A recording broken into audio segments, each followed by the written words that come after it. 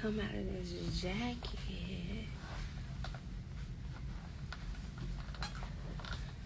I got a question.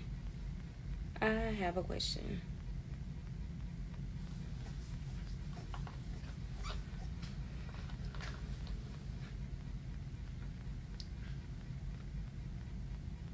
Let me close my door real quick.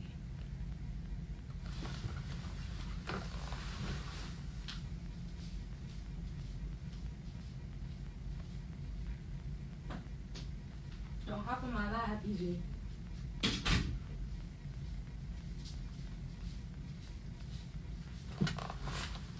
I have to tell my coworker to not hop on my live while we at work. How y'all doing? Who gonna come back and watch this later?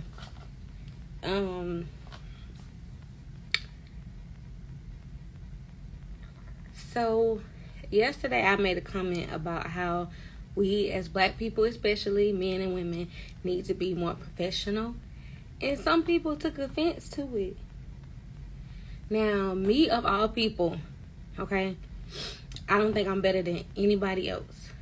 But sometimes, especially in order to like excel, when you are trying to change your life and you come from a certain background and different things, you do have to like really believe in yourself. So not to where you think you are better than anyone, but you are just, you're trying to operate at a level of excellence, you know, in everything that you do. So if you're a parent, you want to be a good parent. If you are still an employee, you want to be a good employee. If you are a student, you want to be a good student, and blah blah blah. The list goes on and on. So never take offense if I'm saying, black people, we need to be more professional. Even if it's something as simple as speaking to your child's teacher. Like that teacher, and I know sometimes we can get like a close relationship with our children's teachers. Like I do understand that. I have an almost 9-year-old and then I have a 4-year-old. So I do have like close relationships with, like, let's say the daycare center that they have attended since they've been, Summer's been there since 7-8 weeks. Grace, that's the first daycare center she went to when we moved back to Augusta. So she's been there since like 2 or 3.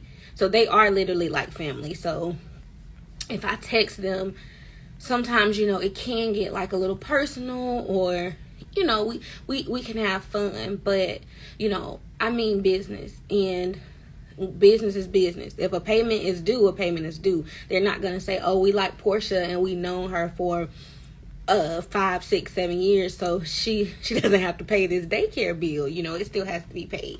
So all I mean is that it's important. If nobody ever told you, if your parent never told you, if your dad never told you, it is very important to be professional in certain settings. When you're at the doctor's office, if you have to go to court, when you are at a job interview, just out handling business, you're at a bank, you're at a post office, like, just be professional. You know, you don't have to be loud, you don't have to be ignorant, you don't have to, you know, if you don't know something, ask. You know, I'm not, you know, if you don't know something, ask. Because especially like if I'm in a doctor's appointment for myself or my children, if I don't know something, I need clarification. And I just ask in a way to, what does that mean? Or can you elaborate on that? Or, you know, just don't say, what that mean? You know, I don't know. I just want us to be professional. Like, I love to have fun. I love to laugh. Baby, I'm from the hood, born, raised, live, but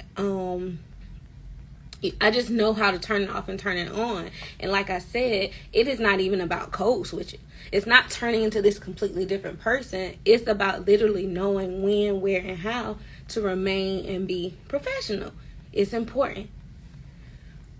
Another thing I want to talk about that's been, I guess, especially since school started back, and like over the summer, and you know, we're seeing like children that we saw born, like our little Facebook and IG babies, you know, they're growing up, they're teenagers, they're graduating high school, they're going to college. They are the next generation. They're coming. I mean, even like with my youngest, she's 4 now. So there's another generation, you know, that's coming up.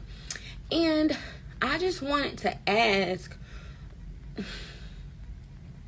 are we being honest about how we are raising our children and about how we discipline our children?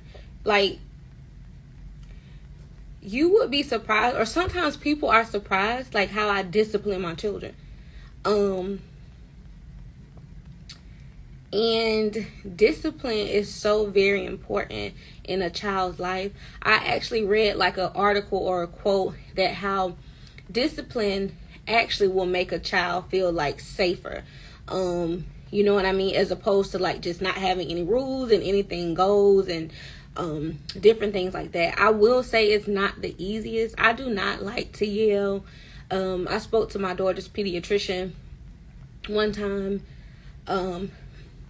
Your child's pediatrician should be a good resource for you when it comes to any question you have about your child, emotional, behavioral, anything. You should be able to go to your child's pediatrician. If you do not feel comfortable, you need to find a different pediatrician.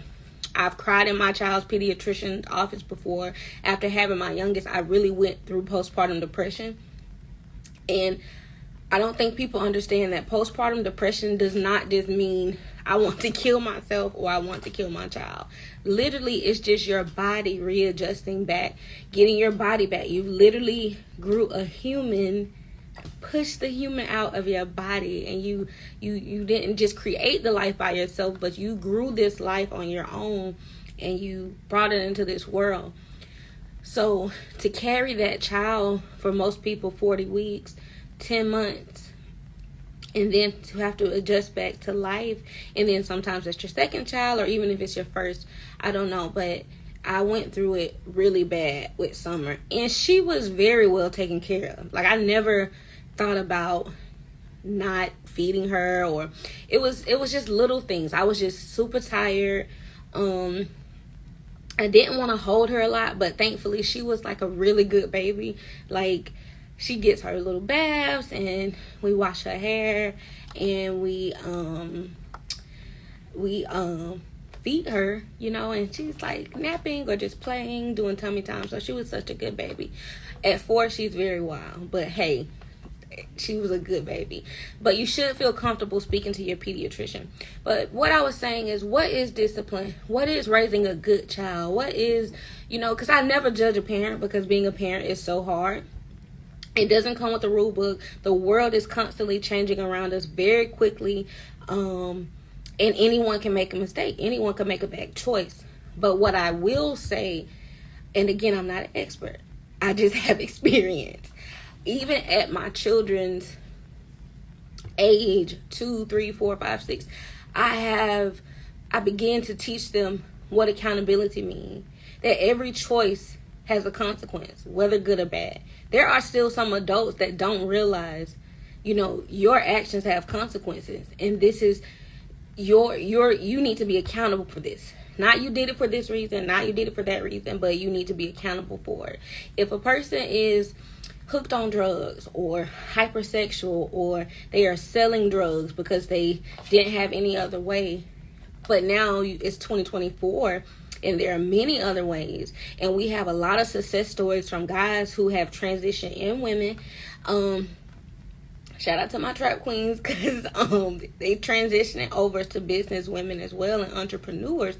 You have examples now of what you're able to do. Yes, fast money is addictive. What people don't understand, making money really quickly is addictive, because it gives you a sense of power. It gives you a sense of being like untouchable. It gives you a sense of almost like ruling the world. You can do anything.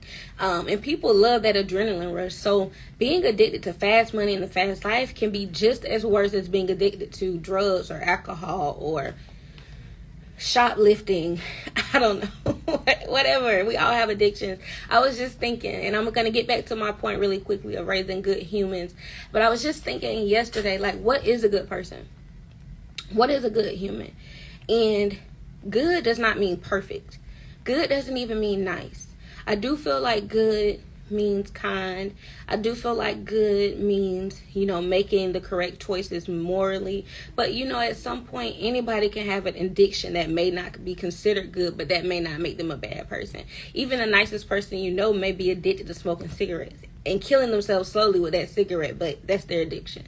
They may be addicted to drinking Coca-Cola, and they may already have diabetes and know they should not have that Coca-Cola, but they're drinking it. So that doesn't make them a bad person just because they're choosing to maybe not make the right choice for themselves. And then again, we have to remember people are making... I had to really learn because, and I'm going to get back to discipline before I wrap up. I had to really learn that I can't control things. Wanting to control the outcome of everything is a trauma response. So you really have to learn to release, because you're really just giving yourself anxiety because you can't control everything. So my oldest daughter, her father, great father, loves his daughter. We won't get into that. Loves his daughter. Wants the best for her. But, and I will say, we grew up in the 90s, so he was a victim of certain circumstances. I won't tell his business. That's his story to tell. But, for whatever reason, he goes in and out of prison since he's been a teenager. And I know he wants to do better, and I know sometimes you feel like your back is against the wall, and I have a family to take care of a children, or, I have other friends that are in jail that I may need to help out, and I need to get money. And being like an entrepreneur or business owner, sometimes they can be slow money, until you kind of really, really put in that work. That's a different life for a different day. But what I had to realize, and thank God for this revelation, because it's really like a breakthrough for me. Whatever his relationship with his daughter is going to be, that's what it is going to be.